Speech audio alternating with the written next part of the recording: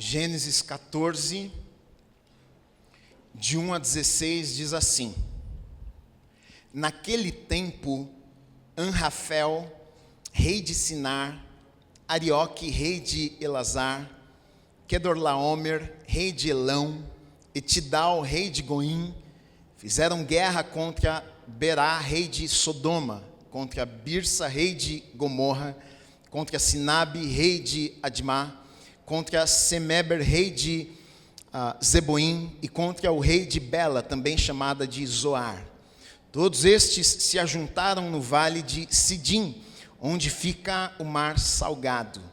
Durante 12 anos serviram Quedorlaomer, porém no 13º eles se rebelaram. No 14º ano veio Quedorlaomer e os reis que estavam com ele e derrotaram os Refaíns em Astarote Carnaim, e os Zuzins em An, e os Emins em Savé Kiriataim, e os Oreus no seu monte Seir, até Euparã, que está junto ao deserto. De volta passaram em Mispate, que é Cádiz, e conquistaram toda a terra dos amalequitas e dos amorreus que moravam em Azazon Tamar.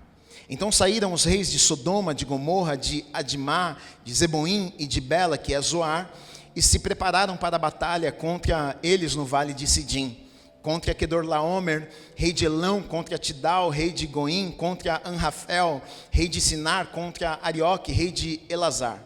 Eram 4 reis contra 5. Ora, o vale de Sidim estava cheio de poços de betume. Os reis de Sodoma e de Gomorra fugiram. Alguns caíram nestes poços e os restantes fugiram para um monte. Os reis vitoriosos pegaram todos os bens de Sodoma, de Gomorra e todo o seu mantimento e se foram. Apossaram-se também de Ló, sobrinho de Abrão, que morava em Sodoma, e dos seus bens, e partiram. Porém, um homem que conseguiu escapar veio e contou tudo a Abrão, o hebreu. Este morava junto dos carvalhais de Manre, o amorreu, o irmão de Escol e de Aner, os quais eram aliados de Abrão. Quando Abraão soube que o seu sobrinho estava preso, fez sair 318 homens dos mais capazes, nascidos em sua casa, e perseguiu os inimigos até Dan. E de noite Abraão dividiu os seus homens em grupos, derrotou os inimigos e os perseguiu até Obá, que fica ao norte de Damasco. Trouxe de novo todos os bens e também o seu sobrinho Ló, os bens dele e ainda as mulheres e o povo. Amém. Vamos orar. Se você puder, feche os teus olhos. Deus, obrigado, Pai, pela tua palavra. Eu te agradeço pela vida de cada pessoa que chegou neste lugar, nesta manhã.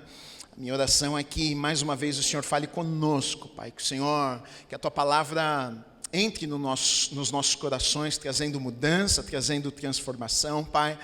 Nós abrimos os nossos ouvidos, as nossas vidas para recebermos tudo aquilo que o Senhor tem preparado para nós nesta manhã. Faça algo novo nas nossas vidas, Pai.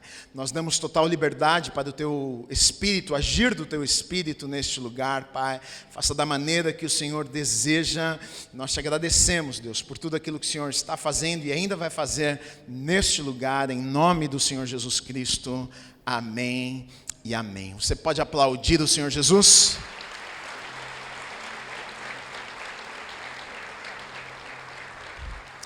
Amém. Esse capítulo aqui, nós lemos um pouco mais da metade dele, que acontece a primeira guerra que nós vemos na Bíblia, né? A primeira batalha que a gente vai encontrar na Bíblia. E algumas vezes quando nós lemos a Bíblia, a sensação, a impressão que nós temos, ainda mais quando nós lemos o Antigo Testamento, é de que é tão distante da nossa realidade, né? Ainda mais nós que moramos, por exemplo, num lugar como o Brasil, que não vivemos esse tipo de guerras, né? Onde exércitos batalhavam contra outros exércitos e com espadas e lutas. Então, algumas vezes a gente olha para a Bíblia e vê essas histórias e é tão distante da nossa realidade, mas na verdade não é tão distante assim, porque as histórias que a gente encontra na Bíblia, na verdade, muitas vezes ilustram o que está acontecendo no mundo espiritual nas nossas vidas, muitas vezes. Estas batalhas, na verdade, que a gente encontra muitas vezes de exércitos tentando destruir o povo de Deus, tentando impedir o povo de Deus de viverem as promessas, de chegarem no lugar que Deus tinha preparado para eles. Isso acontece, na verdade, todos os dias nas nossas vidas. Na verdade, no mundo espiritual, todo dia tem uma batalha que está sendo travada. No mundo espiritual, todos os dias, o inimigo das nossas almas está tentando nos impedir, está tentando nos parar, para que a gente não viva os projetos, os planos que Deus tem para as nossas vidas. Todos os dias ele está tentando, de alguma forma, roubar de nós aquilo que Deus tem preparado para as nossas vidas. E não diferente do que está acontecendo, se você ler o Antigo Testamento o tempo inteiro, o que está acontecendo é exatamente isso. Deus tem um povo, Deus escolhe um povo para si, e Deus faz promessas para esse povo. Deus diz a esse povo que tem uma terra para esse povo, mas o tempo inteiro exércitos inimigos, pessoas tentam destruir esse povo que foi escolhido por Deus. O tempo inteiro ciladas são levantadas, estratégias dos inimigos são colocadas para que o povo fosse destruído, para que eles não entrassem na terra prometida, para que eles deixassem de viver aquilo que Deus tinha prometido para a vida deles. Então, na verdade, mesmo estas histórias aqui têm muito a nos ensinar, porque é uma realidade nas nossas vidas também. E aqui vai acontecer então a primeira guerra, a primeira batalha no Antigo Testamento aqui. E, na verdade, nessa primeira guerra, nessa primeira batalha, quando vai ser travada, Ló, que é o sobrinho de Abraão. Nós temos falado estas semanas todas sobre Abraão e sobre Ló, seu sobrinho. Ló, que é sobrinho de Abraão, ele está exatamente no lugar que a batalha vai ser travada. Ele está em Sodoma, e a Bíblia vai nos contar que Ló ele havia escolhido Sodoma, porque Abraão está junto com o seu sobrinho Ló, e a Bíblia nos conta que eles tinham muitos bens e muitos animais, e ficaram muito ricos, de tal maneira que a terra já não podia suportar eles juntos, e Abraão tem que tomar a decisão então de chegar para o seu sobrinho e dizer: olha, a gente precisa se separar, você então escolhe o lugar que você quer ir, e o lugar que você for, então eu vou escolher o lado oposto, eu vou para o outro lado. E Ló, ele escolhe as campinas do Jordão. Ló, ele é vencido pelos seus olhos. Ele levanta os seus olhos e ele olha para o lugar que era mais bonito, e ele decide caminhar para aquele lugar pelo simples fato daquele lugar ser bonito, mesmo ali sendo um lugar que as pessoas não amavam a Deus, mesmo ali sendo um lugar onde as pessoas escolheram viver uma vida de pecado, mesmo ali sendo um lugar onde a presença do Senhor não estava, porque ali as pessoas viviam uma vida de iniquidade, ali a imoralidade sexual, ali um lugar terrível, de tal maneira que depois Deus vai decidir destruir aquelas cidades, tamanho pecado, iniquidade, apostasia naquele lugar ali. E Ló decide ir morar naquele lugar. Ló decide levar sua família para aquele lugar, porque para ele mais importava o que ele via com os seus olhos do que, na verdade, do que o que aquilo representava. Ele não se importou com que se as pessoas viviam certo, se as pessoas amavam a Deus ou não. Ele olha e pensa: bom, é um lugar frutífero, as campinas do Jordão, ali tem água corrente, ali os meus bens eu vou conseguir multiplicar ainda mais, ali é um bom lugar, ele é um bom lugar para eu morar. E ele toma essa decisão e vai morar nesse lugar. Mal podia ele imaginar que logo ali à frente este lugar sofreria sérios danos, e ali seria travada uma batalha que iriam perder essa batalha, e ele sofreria coisas terríveis ali naquele lugar. A Bíblia nos conta nestes versículos que nós lemos que um rei de uma cidade chamada Quedorlaomer, ele certa vez ele vai até aquelas cidades ali, Sodoma, Gomorra, Zoar, e umas 5 cidades, e ele oprime aquelas cidades e cobra impostos daqueles reis. E durante 12 anos, estes 5 reis destas cidades, eles pagam impostos para Quedorlaomer. Só que depois de 12 anos, estes homens já estão cansados, eles se reúnem e dizem: Cara, por que a gente está pagando impostos para esse homem? Ele vem aqui, nos oprime, nos obriga a pagar impostos, ele nem é daqui, e por que a gente está fazendo isso? Vamos parar de pagar, vamos se rebelar, vamos reunir aqui, e a gente vai lutar contra eles, não vamos mais abaixar a cabeça, e é isso que eles fazem. Então eles reúnem 5 reis, ali Sodoma, Gomorra, Zoar e mais 2 cidades, e no 12º ano, já pagando impostos, eles decidem não pagar mais. No 13º ano, Quedorlaomer percebe que o pagamento não veio. No 14º ano, Quedorlaomer reúne 3 amigos, reis de cidades próximas, porque naquele tempo os reis reinavam, não era um país inteiro, mas eles eram reis como se fossem prefeitos ou governadores de cidades apenas. Então era um rei das cidades, e ele pega 3 amigos, reis de cidades próximas, e reúne estes 4 reis, e eles decidem ir até lá para confrontar estes reis que pararam de pagar impostos para eles. E é aí onde vai ser travada esta batalha e esta guerra entre 9 reis, porque 4 reis contra 5 reis. A primeira guerra que acontece na Bíblia, né?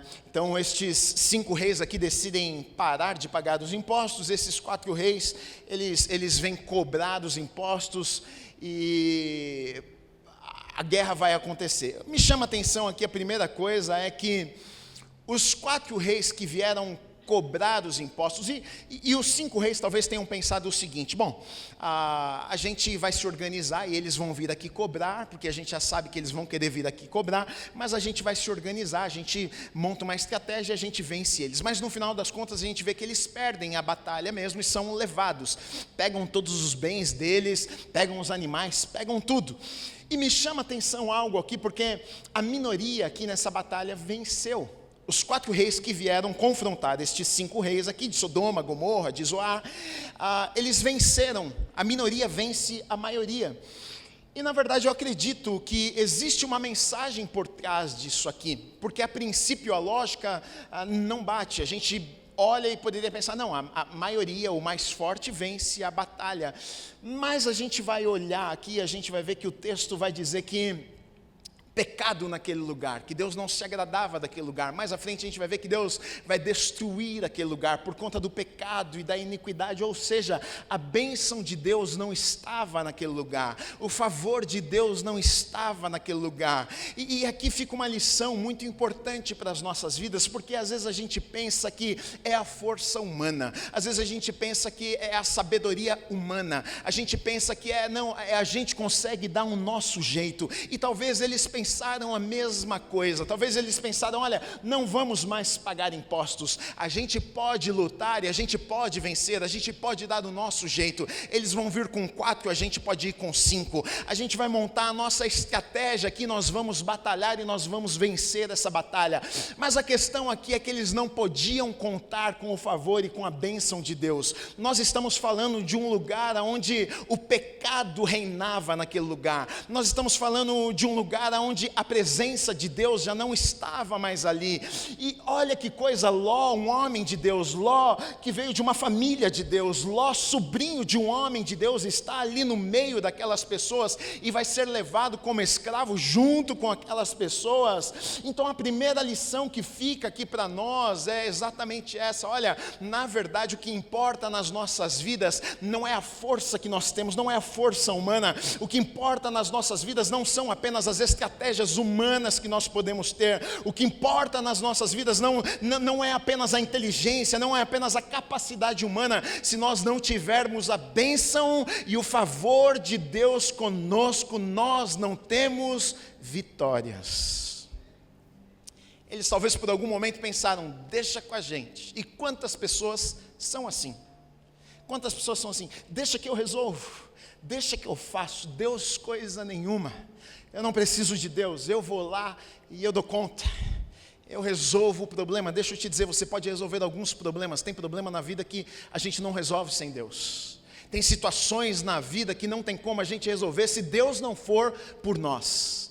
Tem questões na vida que não tem como se Deus não colocar a mão, se Deus não agir, se Deus não aparecer, a gente não dá conta. E talvez por algum momento eles tenham pensado, a gente vai conseguir. Mas no final das contas, não conseguiram. E olha que coisa triste, Ló está aqui no meio da história. Ló, o sobrinho do grande homem de Deus. Ló, um homem de Deus também. A princípio ele era um homem de Deus, está dentro da família, ele, sobrinho de Abraão, o pai da fé. Ele está ali e ele é levado junto. Ele perde tudo que ele tem. Ele perde os animais, ele perde os bens, perde sua liberdade, agora está sendo levado como escravo. Você já parou para pensar o que uma escolha errada pode fazer na tua vida? Ló, ele é enganado pelos seus olhos e não podia fazer ideia que logo ali depois ele teria sua vida destruída. Ele toma uma decisão porque o que ele queria era mais. Eu vou para um lugar que é muito bom, eu vou para um lugar que ali eu vou multiplicar o que eu tenho, mas ele mal sabia que ele perderia o que ele já tinha. Talvez ele não podia imaginar isso aqui. Talvez, sabe por quê, queridos? A conta para nós que servimos a Deus, às vezes não bate, a conta para nós é diferente. Para Deus, às vezes o menos é mais, o mais é menos, às vezes a conta não fecha, assim mesmo, às vezes servir a Deus não faz sentido, às vezes Deus vai falar, vai para a esquerda, mas faz muito mais sentido você ir para a direita, às vezes obedecer a Deus não vai fazer sentido, e talvez Ló levantou os olhos e falou, faz muito sentido ir para aquele lado, mas não fazia sentido, porque ali não era um lugar de Deus para a vida dele, e traria destruição na vida daquele homem.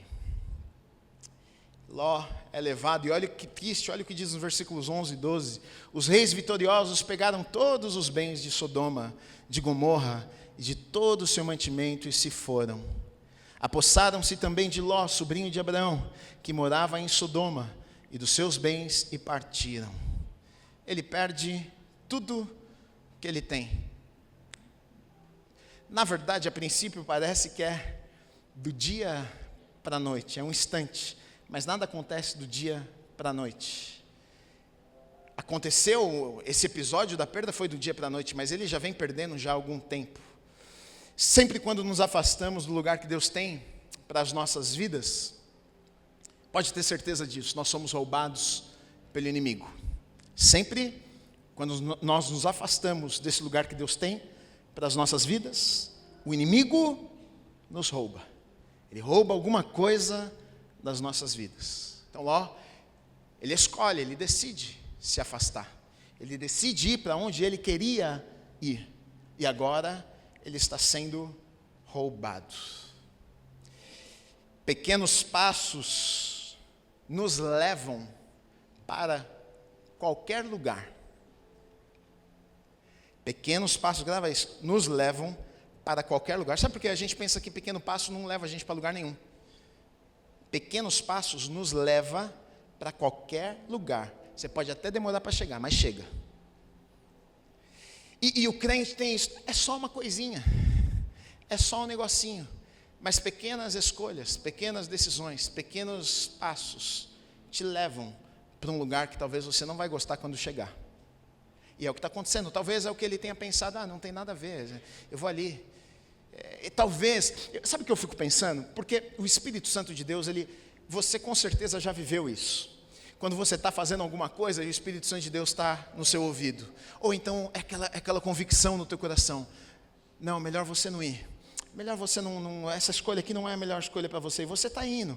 Afinal, a gente sempre quer fazer o que a gente quer fazer, é o meu sonho, é a minha vontade, é o que eu quero fazer, e o Espírito Santo está lá falando, não, mas essa vontade aqui não é a melhor que eu tenho para a tua vida, é melhor você não ir, vai dar errado, hein, vai dar ruim, mas aí a gente é tão duro que a gente finge que nem é o Espírito Santo, a gente até repreende o Espírito, sai inimigo, fica falando essas coisas aqui no meu ouvido, e é o Espírito Santo nos alertando, e eu penso que Ló, ele está, porque a Bíblia diz que ele vai montando tendas, não foi do dia para a noite, ele vai montando tendas, demora para ele chegar, porque naquele tempo não é como nos dias de hoje, que você entra no seu carro e você pega um ônibus, você pega um avião e vai para um lugar, eles tinham animais, eles tinham que carregar tenda, era demorado para viajar 100 quilômetros, demorava dias, às vezes demorava meses para viajar, para levar tudo, levar família, levar tenda, então eles iam montando acampamentos, eles viajavam um pouco por dia, descansavam, paravam, então dava tempo para pensar, teve tempo para Deus falar no coração, teve tempo para o Espírito Santo falar, lá meu filho, olha bem para onde você está indo. Mas o coração do ser humano às vezes é duro demais. Às vezes a gente é duro demais em ouvirmos a voz de Deus. Às vezes a gente está dando passos em direção a um lugar que não devemos dar, e o Espírito Santo de Deus nos fala e diz: olha, não vai, não faça isso, não tome essa decisão. E todos os dias o Espírito Santo de Deus fala, mas às vezes nós somos duros demais, e eu penso que no caminho, porque Deus é tão misericordioso, eu não consigo ver de outra forma, porque você vai ver que Deus depois dá chances ainda para Ló. Eu penso que Ló está indo, e Ló está fazendo acampamento, e Ló, antes de chegar em Sodoma, Deus está tentando: Ló, vai para o outro lado, Ló, lá não é um lugar para você levar a tua família, Ló, lá não, Ló, lá é um lugar perverso, Ló, lá você vai perder tua casa, Ló, lá não é um lugar para você, Ló. Mas o homem tem a tendência de rejeitar a Deus, e quando isso acontece, nós sofremos, nós perdemos, somos roubados. E é o que vai acontecer com Ló, mas foram pequenos passos. O acampamento foi sendo montado e desmontado, montado e desmontado, e Deus falando, montado e desmontado, e Deus falando, montado e desmontado, e Deus falando, montado e desmontado. E é o que acontece na minha vida, é o que acontece na sua vida. Você dorme e você levanta, e Deus mais uma vez fala: hoje não, faz a tua escolha diferente. Aí você dorme, você levanta, e mais uma vez Deus está falando: escolhe diferente hoje. Ontem você já não escolheu também, escolhe diferente hoje. Mas aí passa mais um dia, e Ele mais uma vez está falando: muda a atitude, muda o seu comportamento, escolhe diferente hoje. Aí você dorme e levanta, e mais uma vez. E Deus é longânimo, Ele é longânimo, Ele espera, e Ele dá chance, Ele dá oportunidade. Mas chega um momento, muitas vezes, que o inimigo vem e rouba de nós aquilo que Deus queria entregar nas nossas mãos. E é o que está acontecendo aqui. Ló perde, Ló é roubado, tiram de Ló os bens e tudo que ele tinha. Agora ele é levado como escravo. Sabe o que me faz pensar? É que culpa tem Deus? Que culpa tem Deus nisso aqui? Ou seja, cada um vive a vida que quer. Cada um escolhe a vida que quer viver. E o pior é que muitas vezes a gente culpa Deus ainda depois. Fica bravo com Deus. O tanto de gente que tem raiva de Deus e culpa Deus. E Deus deve ficar assim: gente do céu, o que eu tenho a ver com isso? Você que fez essa confusão e está bravo comigo. Eu não tenho nada a ver com isso aí não. Acho que até o diabo às vezes deve olhar e falar assim: rapaz, esse aqui é terrível mesmo, hein, Deus? Esse aqui nem eu posso com ele. Faz umas coisas ruins mesmo. As escolhas desse aqui eu não preciso nem interferir, porque esse é campeão. Rapaz. E aí a gente reclama com Deus. Olha só, Abrão, a Bíblia nos conta que ele está ali do lado de Hebrom agora. Da mesma forma que Ló, ele vai montando tendas, e ele chega até Sodoma. Abrão vai montando tendas também, e chega ali perto de Hebrom.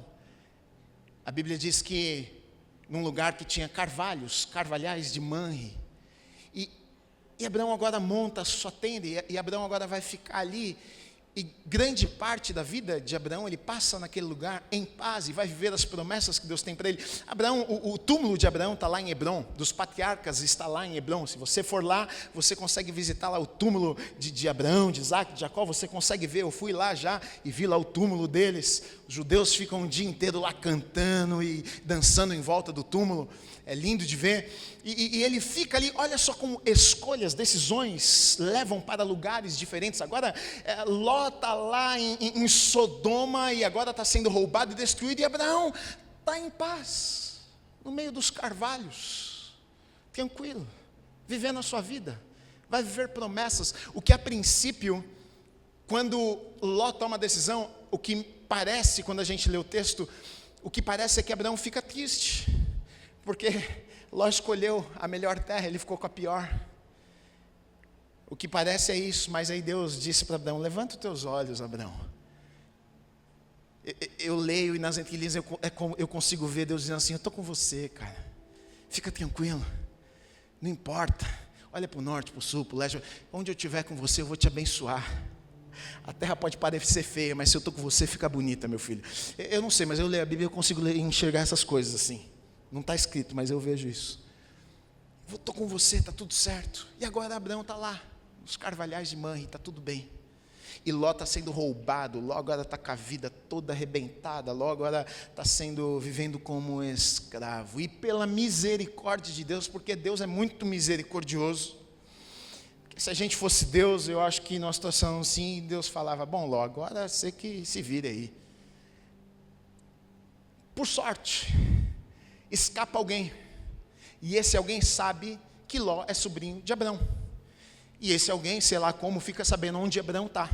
E esse alguém corre para contar para Abrão o que aconteceu com seu sobrinho Ló. Ó, Abrão, você não sabe o que aconteceu. Tá, o que aconteceu? Teve uma guerra lá, uma batalha, foram 4, 5 reis contra 4, os 4 vieram, ganhado dos 5, foi uma confusão e pegaram tudo lá, Sodoma, Gomorra, Zoar, 5 cidades lá, tomaram tudo, pegaram, todo mundo fizeram de escravo, levaram, estão levando embora e seu sobrinho está junto.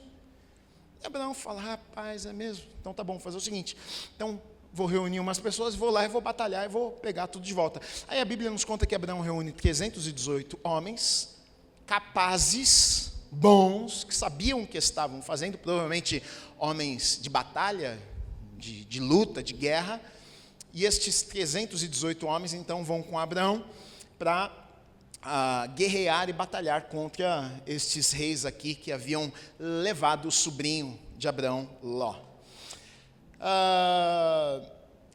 Eu acho interessante como a história vai desenrolando, interessante como as coisas vão acontecendo, porque a princípio, primeiro, eu penso, se eu sou Abraão, eu iria pensar no seguinte, bom, eu não tenho nada a ver com isso.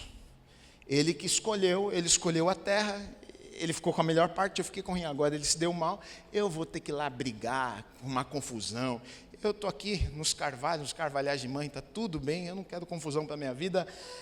Mas eu vejo na vida de Abraão, sabe o que? Abraão, ele começa a andar com Deus. Abraão começa a ter experiências com Deus. E quando nós temos experiências com Deus, sabe o que acontece? A nossa fé aumenta. Então a gente vê um Abraão diferente do Abraão que a gente encontra no capítulo 12. Porque no capítulo 12 a gente encontra um Abraão que tem fé, mas tem medo ainda, não tem tanta coragem ainda. Ele tem fé para ouvir a voz de Deus e até obedecer, mas depois ele fica com medo de algumas coisas. Ele tem fé para sair da sua casa, da sua terra, para ir para esse lugar que Deus manda ele ir, mas ele fica com medo de contar que a mulher que ele está era sua mulher, porque vai que cortam a minha cabeça, é melhor eu falar que ela é minha irmã. Mas esse mesmo homem que mente para Faraó e para os homens no Egito, dizendo que essa mulher aqui era a irmã dele, agora se levanta e diz o seguinte, não, nós vamos para a batalha, vamos lutar, pega 318 homens e vamos para a guerra. Esse mesmo homem que ali estava com medo, agora está cheio de coragem e vai guerrear e vai batalhar. O que é que aconteceu com Abraão? À medida que nós andamos com Deus, à medida que nós temos experiências com Deus, a nossa fé aumenta. E eu até penso que Deus permite exatamente algumas dificuldades na vida, Deus até permite alguns degraus, Deus até permite algumas situações, sabe por quê? Porque a nossa fé, ela cresce, a nossa fé vai aumentando, à medida que nós vamos tendo experiências com Deus, sabe por quê? Porque pensa numa coisa, se você nunca precisou de Deus na sua vida, como é que você vai confiar em Deus? Como é que você vai acreditar em Deus? Ele não apareceu na tua vida, Ele não fez nada na tua vida. Agora, quando você está lá naquela situação, você diz, Deus, eu preciso que o Senhor traga uma provisão, e aí Deus vem, aparece e traz uma provisão. Aí você diz, Deus, olha, eu estou me sentindo tão sozinho, e de repente Deus, Emanuel, Deus conosco, Deus presente vem e enche o teu coração de paz e de alegria. Você estava se sentindo tão sozinho naquela situação, as pessoas viraram as costas para você, mas agora Deus parece que Ele te abraçou e você sentiu um carinho como você nunca tinha sentido antes. Isso te leva a experiências, e estas experiências aumentam a tua fé. Sabe por quê? Você começa a entender, puxa, olha só, Deus fez na minha vida naquele momento que eu tanto precisava, e a palavra dele diz que Ele é o mesmo ontem, hoje, eternamente. Ele não muda, ou seja, se Ele já apareceu uma vez, Ele aparece de novo. Se Ele já me abençoou uma vez, Ele vai me abençoar de novo. Se Ele já me guardou naquela vez, eu passei um perigo de vida aqui, mas Ele me guardou aquela vez. Então quando você passa mais uma vez mais um perigo de vida, você se lembra e diz: Ele vai me guardar mais uma vez. Quando você passa um momento de dificuldade financeira, mas você se lembra, puxa, naquele momento Deus trouxe provisão de forma sobrenatural, então você consegue confiar e você diz: puxa, mas Ele já fez mais uma vez, porque Ele não faria mais uma. Ele é o mesmo Deus. As experiências aumentam a nossa fé, nos deixa mais próximos de Deus. A gente olha e consegue descansar os nossos corações sabendo que, puxa, se Deus já fez, Ele vai fazer mais uma vez. Eu consigo ver isso na vida de Abraão, essa fé que agora está aumentando. Alguém que tinha medo de contar: minha mulher. Agora ele se levanta e diz: vamos para a guerra. Cadê os guerreiros? 318, bora, pega a arma, pega a espada, que a gente vai para a batalha. Que isso, Abraão? Foi você que ficou com medo lá de contar com tua mulher. Bora. Rapaz, está corajoso, hein? O que aconteceu? A fé aumenta. E na nossa vida, na nossa caminhada com Deus, é exatamente assim que acontece. À medida que vamos caminhando, à medida que vamos vencendo as dificuldades, a nossa fé vai aumentando, a nossa confiança em Deus vai aumentando, e vamos vencendo os desafios ainda maiores que aparecem à nossa frente, porque a nossa confiança em Deus aumenta. Nós sabemos que se Deus está conosco, vai ficar tudo bem. Agora, interessante que Abraão, o texto diz que então ele pega aqueles 318 homens e eles vão até o acampamento local que os reis com os exércitos estavam, e Ló e os escravos e tudo. E o texto nos diz que eles esperam a noite chegar, e o texto também nos diz que Abraão ele faz algo, ele divide grupos, e os grupos agora vão atacar o acampamento e guerrear contra o exército. Isso me chama a atenção, porque Abraão podia muito bem pensar: bom, não importa a forma, o que importa é irmos, e se Deus está conosco, está tudo certo. Mas isso me ensina algo, que importa sim. Ou seja, tem coisa que Deus faz, e tem coisa que eu faço. Estratégia, plano, importa também. O homem faz planos, a palavra final vem de Deus. Mas quem faz planos? O homem. E eu acho isso extremamente importante, sabe por quê? Porque eu vejo muita gente dentro da igreja não tendo vitória na vida, e crente, porque fica esperando Deus fazer algumas coisas, enquanto Deus está esperando que você faça algumas coisas. Deus vai dar vitória, mas talvez o plano você tem que fazer. Deus vai dar vitória, mas talvez a estratégia você precisa montar. Talvez Deus te dá inteligência, mas talvez o papel e a caneta você precisa pegar e rabiscar, e ali Deus vai te dar uma estratégia sobrenatural para você fazer alguma coisa, mas você precisa fazer alguma coisa. E até em coisas básicas da vida, deixa eu te dizer uma coisa, eu cresci na igreja e eu já vi gente muito crente, de oração, sabe aquela pessoa que ora, e aí separou da esposa. Você fala: mas era tão crente, separou, por que crente separa? Sabe por quê? Porque ele entendeu que tem coisas simples que ele precisava fazer na prática. Ele orava, mas tratava a mulher que nem tratava o cachorro, aí não funciona.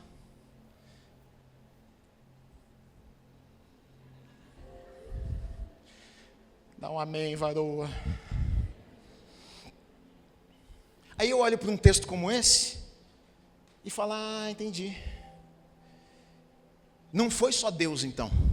Então ele fez alguma coisa. Opa, o cara foi estratégico. Ele usou a cabeça, ele pensou: não, Deus está comigo, mas eu não posso ser tolo. Deus está comigo, mas eu preciso da inteligência. Deus está comigo, mas vou esperar a noite chegar. Porque a noite é mais fácil, a gente vai chegar de surpresa. Ele monta um plano: não, vamos dividir a equipe, você vai do lado de cá, eu vou do lado de lá, tal, a gente vai pegar desprevenido. E às vezes o crente, que temos benefícios, deixa eu te contar, temos benefícios. O povo que serve a Deus, você tem benefícios, sabe por quê? Deus nos dá uma sabedoria que o mundo não tem. Temos benefícios. Deus às vezes nos conta nos mostra visões, nos conta pedaços do futuro que o mundo às vezes não consegue conhecer e às vezes a gente conhece. Deus coloca no teu coração, te mostra um pedaço do teu futuro. E aí o que você precisaria fazer? Era só você desenhar agora como é que eu chego daqui para o meu futuro, e você não faz. E ainda ficar reclamando com Deus. Deus não faz nada na minha vida. Ele fala, eu já até te mostrei o que eu quero fazer lá na frente. Era só você pegar e desenrolar o caminho agora. Como é que eu vou chegar daqui até lá? Agora está com você, vai estudar, vai preparar, vai não sei o quê, vai ser diligente no que você faz, vai procurar emprego, fica sentado em casa lá esperando Deus te tirar e te transladar lá para a empresa, não vai.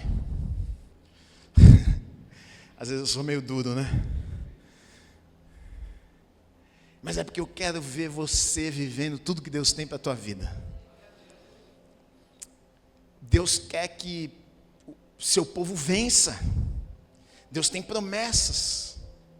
E às vezes a gente não faz, a gente tem tanto. Esses dias uma amiga falou isso para mim, ela foi fazer um curso, e é um curso muito bom, de um cara muito bom, e todo mundo que faz, eu nunca fiz, mas todo mundo que faz fala assim que é muito bom. E ela foi, é um curso intenso, 2, 3 dias, eles viram madrugada lá e tudo, uma doideira o negócio. E ela foi, ela voltou, ela falou assim, caramba, meu, que loucura, me abriu a cabeça, tal. Meu, estou vendo coisa que eu, tipo assim, ela falou assim, mas sabe o que é mais incrível?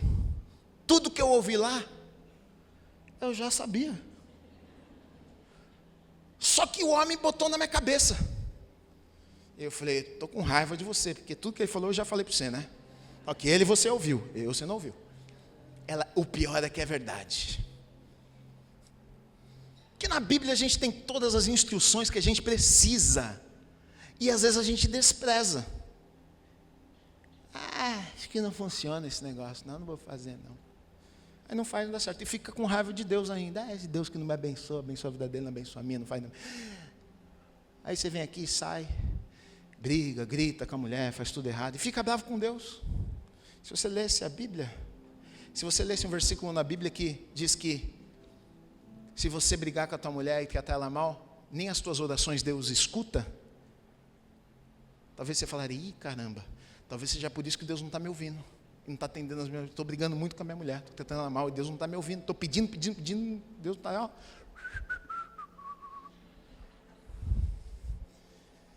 A instrução está aqui, não no computador, na Bíblia.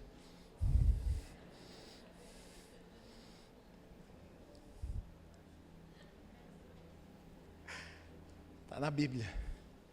A gente lê, ignora os ensinamentos, não aplica na nossa vida, a vida dá toda errada, a gente briga com Deus, briga com o pastor, briga com todo mundo. Se a gente pegasse e aplicasse, as coisas ficariam melhores. Agora, esse texto que nós lemos aqui tem uma mensagem central, tem um ponto forte aqui, né? A mensagem central, na verdade, desse capítulo é que Deus estava com Abrão. E por isso, ele vai ter vitória em sua vida. Tanto que não é o que eu estou pregando, mas se você segue lendo os próximos versículos depois disso aqui, Abrão, depois de ter tido vitória, ele se encontra com Melquisedeque, sacerdote do Deus Altíssimo, rei de Salém. E quando ele se encontra com Melquisedeque diz, na verdade, Melquisedeque honra ele, dá presentes a ele, dá pão e dá vinho, e Melquisedeque diz para ele, olha, a vitória que você teve, ele diz, bendito seja o Senhor, o Altíssimo, que deu a você a vitória. E aí Abraão reconhece e entende, puxa, é verdade, é isso mesmo, foi Deus que me deu a vitória. E aí então o que é que Abraão faz? Por reconhecer que aquilo que Melquisedeque havia dito era uma verdade, então ele honra e ele dá, a Bíblia diz que ele dá o dízimo a Melquisedeque, que era sacerdote do Deus Altíssimo, ele pega ali e dá o dízimo ali a Melquisedeque. Olha só que coisa interessante, Melquisedeque diz para ele o seguinte, olha, essa vitória que você acabou de ter, Abraão, você só teve na sua vida porque o Deus Altíssimo estava com você. E a prova de que Abraão recebe, acolhe essa palavra, é que ele então ele dá o dízimo como forma de gratidão. Ele entrega algo, ele diz, É verdade, se não tivesse sido Deus naquela batalha, eu não poderia ter vencido aquela batalha. Então está aqui um presente, entendendo e reconhecendo que você é um homem de Deus, que você é sacerdote do Deus Altíssimo. Eu quero entregar algo aqui como forma de agradecimento, porque se não fosse Deus na minha história, se não fosse Deus na minha vida, eu não teria tido vitória ali naquela batalha.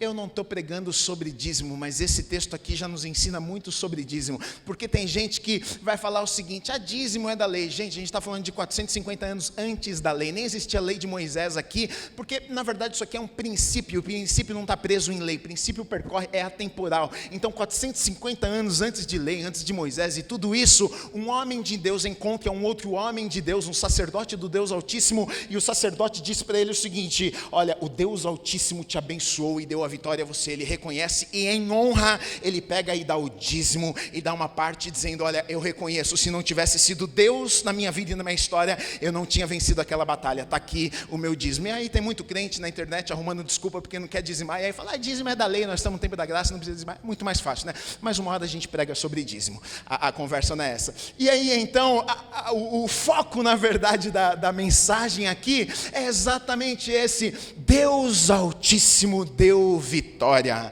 E nas nossas vidas é exatamente isso. Se não fosse o Deus Altíssimo na nossa história, se não fosse o Deus Altíssimo na nossa vida, assim como Melquisedeque, sacerdote do Deus Altíssimo, diz a Abraão, diz: olha, foi o Deus Altíssimo que trouxe livramento. Não foi você, Abraão, não foram os 318 homens, Abraão. Você pode até pensar que vocês foram muito bem na batalha, mas foi o Deus Altíssimo, foi a bênção de Deus, foi o favor de Deus que estava com você. Deus estava com você naquela batalha, e porque Deus estava com você naquela batalha, vocês tiveram vitória. Querido e querida, melhor é a bênção de Deus do que qualquer outra coisa. Nós vencemos batalhas que nós não poderíamos vencer. Você até pode vencer algumas batalhas sem Deus, mas certamente nós não venceremos todas as batalhas sem Deus, porque tem batalhas que são impossíveis para nós vencermos se Deus não estiver conosco. Mas se nós tivermos Deus ao nosso lado, nós nos tornamos invencíveis. Invencíveis. O Deus Altíssimo é aquele que nos dá vitória.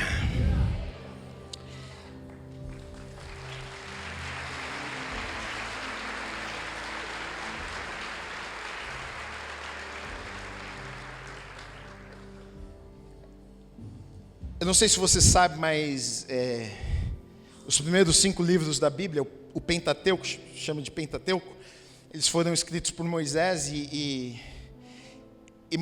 essa mensagem aqui que Moisés está escrevendo, ele está escrevendo para o povo de Israel, que ficou 430 anos escravizados no Egito, que estão agora com uma mentalidade do Egito, que está pensando que nem o Egito pensa, que está vendo como o Egito vê a vida. E ele vai escrever tudo isso para dizer, para realinhar, na verdade, o coração e os olhos do povo, para que eles pudessem ver o mundo como Deus vê. Então ele está contando essas histórias para eles. Está dizendo: olha isso aqui, ó. E aí ele está dizendo: olha, na verdade, porque todas essas histórias que ele está contando para o povo são histórias que o povo iria passar também, mais à frente. Ou seja, cuidado, gente, cuidado, porque olha o que Ló fez. É muito parecido com a história de Israel depois. Olha o que Ló fez. Ló foi lá para Sodoma, e por causa da aliança que ele fez, ele teve sua vida destruída. E esse foi um alerta de Deus o tempo inteiro para o povo de Israel: cuidado, vocês vão para lá, mas não se misturem. Quando o povo foi para a terra prometida, cuidado, não se mistura com os cananitas, com os cananeus, porque a coisa vai ficar feia. E até hoje não mudou. Cuidado com as alianças que vocês fazem, cuidado com quem você anda, cuidado com o que você coloca na tua casa, cuidado. Sabe por quê? Porque às vezes você vai destruído, às vezes nem é pelo que você fez, mas é o lugar que você está. É o que está acontecendo com Ló aqui. Ele teve a sua vida destruída, porque ele estava lá em Sodoma. Tenha fé. Talvez essa mensagem que Moisés estava querendo dizer para eles: tenha fé, acreditem, continuem acreditando. Cuidado, o pecado avança em pequenos estágios na vida daqueles que servem a Deus. Nunca é do dia para a noite, nunca é de repente. São pequenas escolhas todos os dias. Agora, a mensagem que é linda também aqui é a misericórdia de Deus. Ló talvez não merecia, mas Deus deu uma segunda chance a Ló. Abraão vai lá, Abraão vai resgatar Ló, e não apenas Ló, mas Abraão resgata todos os bens e traz de volta. Que Deus bondoso e que Deus misericordioso é esse.